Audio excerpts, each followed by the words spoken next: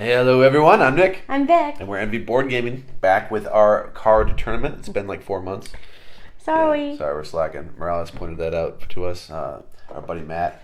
So this one we have 4 matchups. We rearranged our brackets. Like everything that's been settled is still there, but then we we don't play the other ones as much. Let's throw in these 4 that we do play. Hanabi was in the original, but we mixed it up a little bit. So first off, we're going to do these 2. We'll show those. Hanabi and Floriferous are matching up. And then after that, we're going to have Fantasy Realms and Port Royal matching up. So, first off, Floriferous and Hanabi, what we do, if you haven't seen this before, is we show a sign showing which ones we voted for.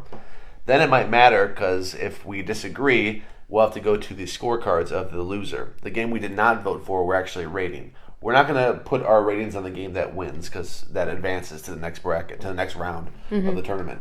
So let's go ahead, and we'll also explain the game a little bit, the one that loses, to get you an idea of how it plays and whatnot. So, our picks. Yes. Ready? The winner between Floriferous and Hanabi is Floriferous. Flo. Yep. Yep. Nice, I like that. So, this game, beautiful, right off the bat, right? Yeah, that one wins, though. So, we will not be talking too much about that one. Let's talk about Hanabi. Let's go with our scores first. Our scores for Hanabi, which has been eliminated. What you got? I gave it a 7-6. 7-2. Oh. So, yeah, that's a good score for not advancing. Unfortunately, it ran up against Floriferous, which is a very good game. So, let's talk a little bit about Hanabi here. Hanabi is a cooperative game that is basically themeless. It's about a fireworks show or something. But essentially, you're hidden information. Think of cooperative, but you have that kind of thing that on your head. Headbands, almost, yeah. Yeah, something like that. You don't have to hold it to your head or whatever, but just that your opponents see it. And they're trying to give you clues, either numbers or colors, trying to get you to put things down from your hand.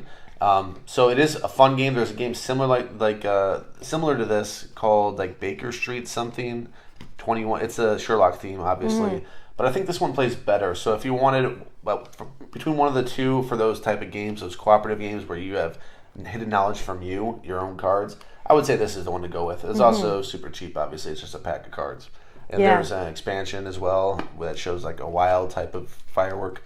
It's a good one. It is good. So yeah, it's nice. It's also competitive, where it's not easy to get a high score, and you're always trying to push yourself to do better. Right. Yeah. You probably play a few times in one sitting. Yep.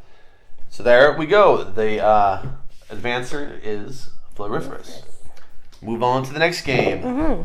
We have Fantasy Realms versus Port Royal. We're going to write down our picks, and we'll be right back. All right, so we're back with these 2 now. Fantasy Realms, Port Royal, which is pretty new to us. We just started playing that one. Let's go ahead and pick our winner. I don't know what Vic wrote, but let's see. I have a good feeling what she wrote. All right. Fantasy Realms. I thought so. I agree. Fantasy Realms, I prefer of the 2. And you want to do the score? Yeah, scores for Port Royal. Port Royal. 7.3 for me. Okay, yeah. Even 7 for me. So again, pretty similar. Yeah. What do you think about Port Royal then? Well, in this game, you get to use your cards as multi-purpose. So you're using it as coins if you're not flipping it over. So when you get them, they're the same cards you're drawing, but you just never get to see what's on the other side of it. So I thought that was neat. You're using those coins to buy the sailors that come out, the specialists or the employees. You're recruiting people, but you can also get money from what comes out as long as you don't bust. Yeah, so the push your luck game. Interesting, different way, and it's just a big deck of cards. To do it. So what I think is interesting about that game. Well, first, it's the timing of when you should start spending your money, because you could get taxed too. So it encourages you to spend your money, because you can lose half your money if you start hoarding too much. And it's interesting in that the timing is interesting. Like, okay, I need to buy the victory point. Things that give me victory points right now. I need to buy these symbols that are going to let me accomplish expeditions, which are big points. Yeah. And I think it's a good push your luck game. Very simple to teach, very simple to learn.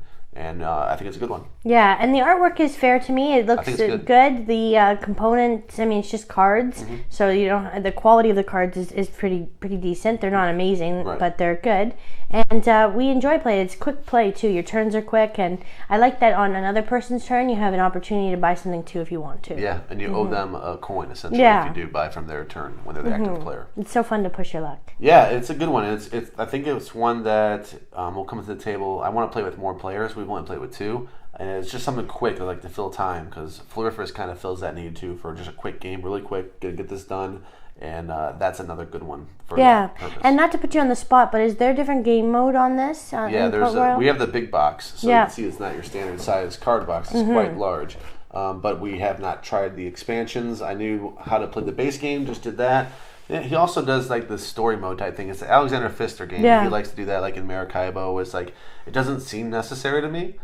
We just kind of do it because we like Maracaibo a lot. It's like, okay, well, we'll do the story thing. But honestly, the base game is the same. It's really, it doesn't add that much. And it feels like, when I was reading through it a little bit, it feels like it's maybe the same type concept. You just play the regular game if you want to play it. More pirates. There you go. So this one advances Fantasy Realms, which we do have Red Rising, and Red Rising copied the idea of their game from the idea of Fantasy Realms, and they straight up admit that. It's not like it's me just saying that as a critic. There you go. Those 2. We have 2 advancements. We finally did another one of these. Next up, we have 4 more card games. We're just trying to get the players for 1 to remember how much we like it.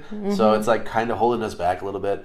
But after that, we'll be done with the whole first round, and things will move a little quicker because we now have a good chunk of play in all the rest of our games. So. Yeah, we promise. We're not going to let anyone down. No, that's not a promise. Yeah, Nick loves promises. He makes them all the time. He keeps every single one.